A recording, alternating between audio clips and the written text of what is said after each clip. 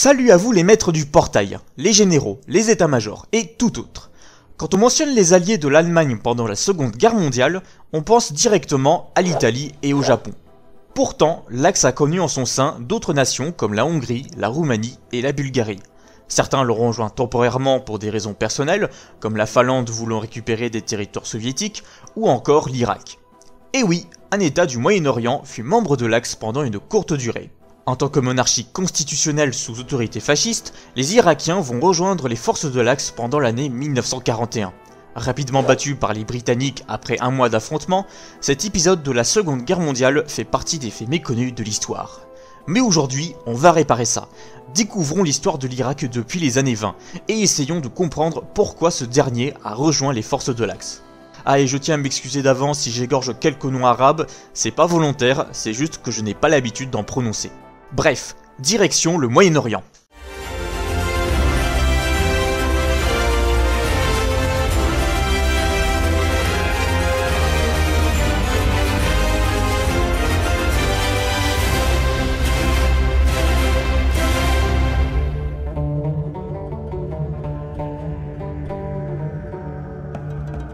Nous sommes à la fin de la Première Guerre mondiale. L'Empire ottoman, allié des empires centraux, est destitué de ses territoires au cours du traité de Sèvres le 10 août 1920.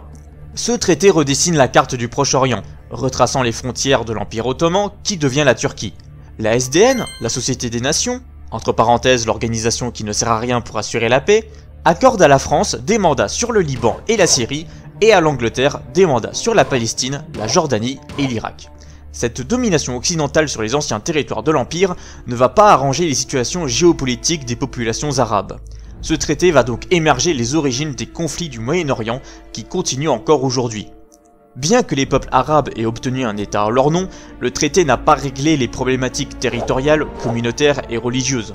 Pendant la guerre, après la défaite des Dardanelles, les Britanniques cherchent à déstabiliser l'Empire ottoman de l'intérieur. Ils proposent aux tribus arabes à se révolter contre les Ottomans. En échange, ils obtiendraient l'indépendance.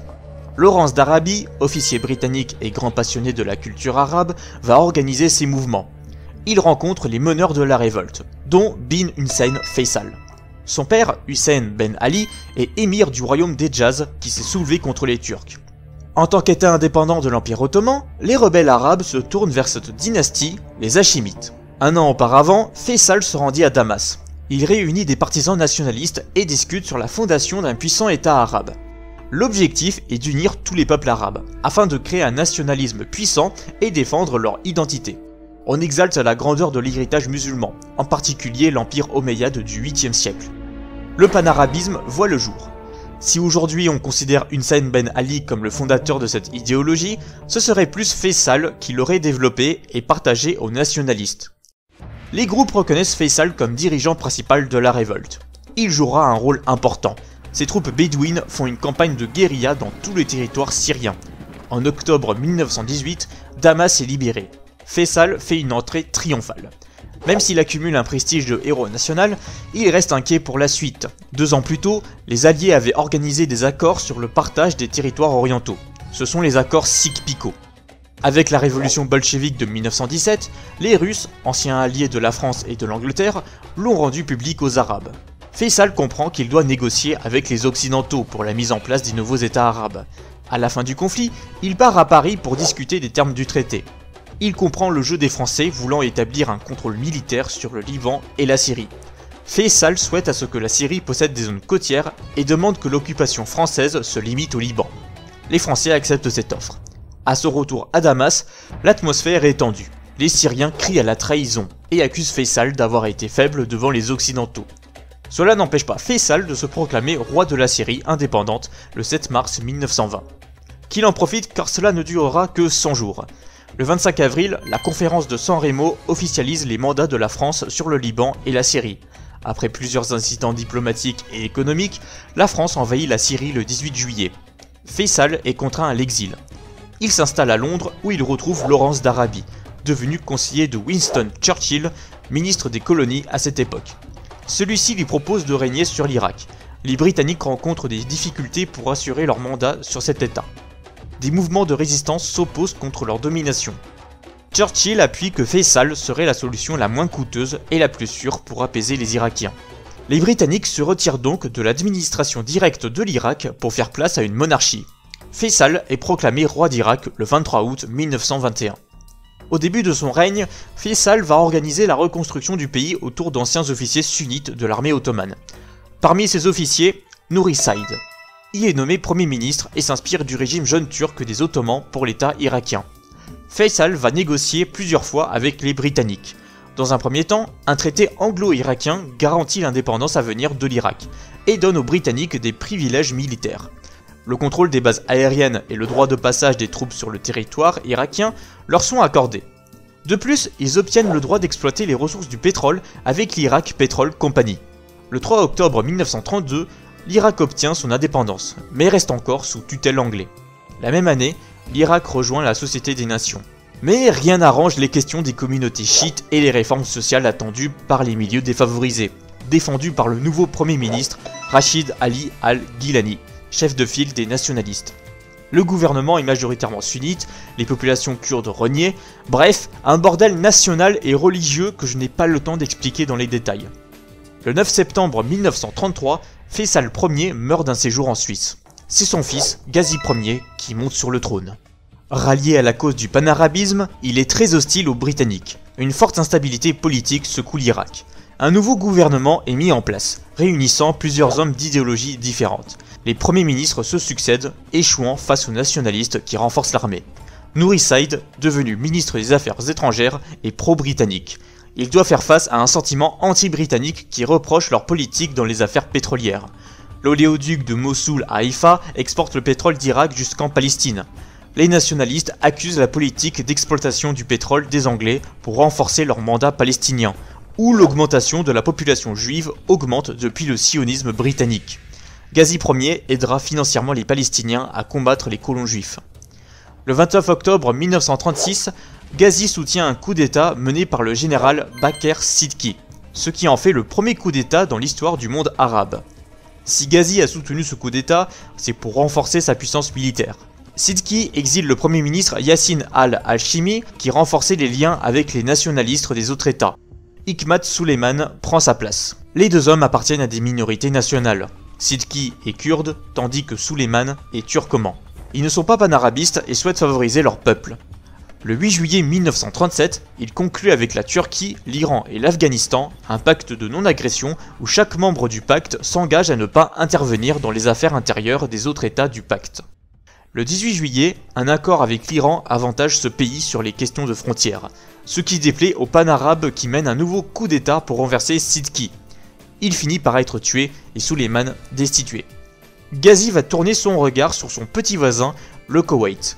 Une minorité y réclame le rattachement du territoire à l'Irak. Des agitations éclatent, elles sont réprimées par le gouvernement, aidé par les Britanniques. Ghazi prévoit donc une possible intervention militaire. Mais il meurt le 4 avril 1939 dans un accident de voiture. Pas de bol. Certains historiens appuient que ce serait un assassinat et que ce sont les Britanniques les auteurs, voulant se débarrasser de Ghazi qu'ils jugeaient trop nationaliste. Faisal II, fils de Ghazi, n'a alors que 4 ans. C'est son oncle Abdulillah qui assure la régence. Mais c'est Nuri Said, devenu Premier ministre, qui contrôle l'État. Il continue à affirmer la politique panarabe de l'État irakien pour soutenir les peuples arabes des pays voisins. Arrive alors la Seconde Guerre mondiale. Le Royaume-Uni fait pression sur l'Irak pour qu'il déclare la guerre à l'Allemagne. Nuri Said préfère déclarer la neutralité du pays. Cependant, l'exil du grand moufti de Jérusalem, Haj Amin en Irak, génère des tensions avec les Anglais. Organisateur de la révolte contre l'autorité britannique en Palestine et antisémite, ils collaborent avec l'Allemagne et renforcent leur propagande auprès des Arabes. En mars 1940, Nuri Said, accusé d'incidents diplomatiques, se retire. Rachid Ali al-Gilani prend son poste. Anti-britannique, il refuse de couper les relations avec les Allemands. Influencé par le moufti de Jérusalem, il envoie son ministre de la Justice en Turquie pour rencontrer l'ambassadeur allemand Franz von Papen. Une alliance secrète se construit. Gilani s'engage à offrir les ressources pétrolières de l'Irak à l'Axe si l'Allemagne soutient l'Irak pour l'indépendance et l'union des États du Moyen-Orient. En 1941, les Britanniques n'apprécient pas ce rapprochement envers l'Axe et poussent Gilani à démissionner. Il obéit, mais il n'a pas dit son dernier mot. Il forme avec des généraux pro-Axe son parti politique, le Carré d'Or. Il accède au pouvoir le 3 avril, Abdulillah et Faisal II ont fui le pays bien avant le coup d'État. Voulant affirmer son sentiment anti-britannique, Gilani ferme le droit de passage aux troupes venant d'Inde. Il voit en l'Allemagne un allié potentiel. C'est l'ennemi du Royaume-Uni, il est antisémite et se déclare comme libérateur des peuples arabes par sa propagande. Ayant le contrôle du Liban et de la Syrie sous la collaboration de Pétain, les Allemands pourraient envoyer des troupes au Moyen-Orient. L'Irak signe un accord secret avec un ambassadeur italien. Il est prévu une unification de la Syrie et de l'Irak et de nationaliser le pétrole qui serait contrôlé à 75% par l'Irak. En échange, les Irakiens céderont des côtes portuaires aux Allemands et Italiens. Confiant, il coupe le ravitaillement du pétrole vers la Palestine et veut l'expédier au Liban. En réaction, le Royaume-Uni intervient militairement par un débarquement à Bassora le 18 avril. La guerre anglo-irakienne va commencer. Mais faisons un point sur les forces irakiennes. L'armée irakienne était capable de mobiliser environ 60 000 hommes. Son équipement comprend des armes et blindés britanniques, une brigade mécanisée composée de L3 italiens, des bataillons de camions et une brigade d'artillerie motorisée. Son aviation compte environ 115 unités, dont 50 ou 60 sont opérationnelles. Ces avions étaient des appareils britanniques de l'entre-deux-guerres. Et pour la marine, elle est quasi inexistante. Seulement 4 canonnières et un dragueur de mine, donc elle ne jouera aucun rôle dans le conflit. La majeure partie, voire l'entièreté de son armement, est obsolète. C'est le cas aussi pour les troupes britanniques installées dans les bases aériennes de l'Irak. En effet, ils possèdent des appareils de l'entre-deux-guerres, principalement pour entraîner de nouveaux pilotes. 12 jours après le débarquement à Bassora, Gilani décide d'envoyer une division d'artillerie de 9000 hommes au sud du lac Abania. Une base aérienne britannique se situe au nord du lac. Ils apprennent la présence des Irakiens qui creusent des tranchées et placent des pièces d'artillerie. Un Irakien se présente à l'officier de la base pour expliquer que les troupes irakiennes effectuent un exercice d'entraînement sur leur base et invite gentiment aux Britanniques à se mettre à l'abri pour éviter d'être abattus accidentellement. Je ne sais pas ce qu'il leur a pris, mais c'est très gentleman de leur part. L'officier temporise pour que les troupes du débarquement arrivent à temps. N'ayant pas donné de réponse, le siège commence le 2 mai. L'artillerie irakienne est très incompétente, elle endommage à peine un bunker. L'aviation britannique détruit les appareils irakiens et écrase les troupes au sol. Le siège s'achève le 18 mai. La route vers Bagdad est ouverte. Gilani ne peut donc pas compter sur le soutien de l'Axe. Seulement 50 avions de la Luftwaffe sont venus des bases syriennes. L'Italie prévoyait d'envoyer un escadron de chasseurs biplans, mais arrivera trop tard. Comme d'habitude, j'ai envie de dire. Incapable de faire face aux Anglais, il fuit la capitale le 30 mai. Il trouvera refuge en Allemagne, où il sera accueilli par Hitler en personne. Bilan de cette guerre, 2500 Irakiens tués contre 1200 Britanniques. Le régent Abdulillah entre le premier dans la ville le 1er juin. Nuri Said reprend ses fonctions de Premier ministre, des forces britanniques restent en Irak pour maintenir l'ordre et sécuriser les ressources du pétrole. En 1944, le gouvernement égyptien, avec l'accord des Britanniques, établit des recherches sur la mise en place d'une fédération des pays arabes. À la fin de la Seconde Guerre mondiale, l'Irak et les autres États du Moyen-Orient fondent la Ligue des États arabes. Cette organisation toujours d'actualité vise à affirmer l'unité de la nation arabe et l'indépendance de chacun des États membres. Elle a un statut d'observateur auprès de l'ONU. Dès sa création, la Ligue est divisée en deux camps aux idéaux politiques opposés. D'un côté, l'entente égypto-saoudienne favorable au projet d'indépendance, et de l'autre, l'axe hachémite jordano-irakien aligné avec le Royaume-Uni. En plein contexte de la guerre froide et de la décolonisation, nombreux changements apparaissent.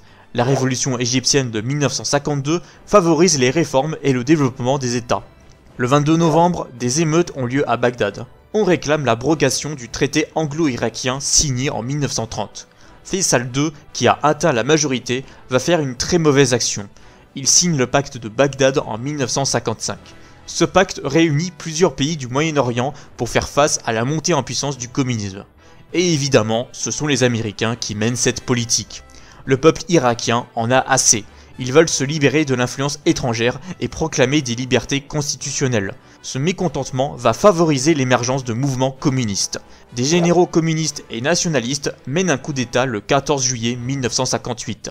Le palais royal de Bagdad est pris d'assaut par les militaires. Faisal II se fait mitrailler, Nuri Said et Abdulillah exécutés, leurs cadavres mutilés et traînés dans les rues. La République d'Irak est proclamée, c'est la fin de la monarchie. Finalement, l'Irak cherchait avant tout de se libérer de l'emprise britannique. Ayant mis à la tête du pays un homme totalement inconnu au peuple irakien et favorable aux Anglais, l'Angleterre a pu contrôler en sûreté le pétrole dans ce qu'on nomme le pays de l'or noir. Les tensions entre les communautés chiites, sunnites, les oppositions entre nationalistes, anti- et pro-britanniques ont suscité un sentiment de soulèvement et un appel à la vengeance après le traité de Sèvres. C'est pourquoi les nationalistes se sont tournés vers l'Allemagne. Profitant du contexte de la Seconde Guerre mondiale, la possibilité d'un soulèvement général des peuples arabes aurait créé un nouveau front dans le Moyen-Orient et affaibli l'Angleterre. Mais l'Axe étant trop occupé sur le front soviétique et le nord de l'Afrique, n'interviendra pas. Insuffisamment prêt militairement, l'Irak se fera écraser par les Britanniques. Ce sera le peuple, lassé de son gouvernement sous l'influence des Occidentaux, qui se tournera vers les mouvements nationalistes et communistes. Merci à tous d'avoir visionné cette vidéo. N'hésitez pas à liker, commenter, abonnez-vous à la chaîne si vous voulez être au courant des futures vidéos. Sur ce, on se retrouve très bientôt sur Raconte une histoire.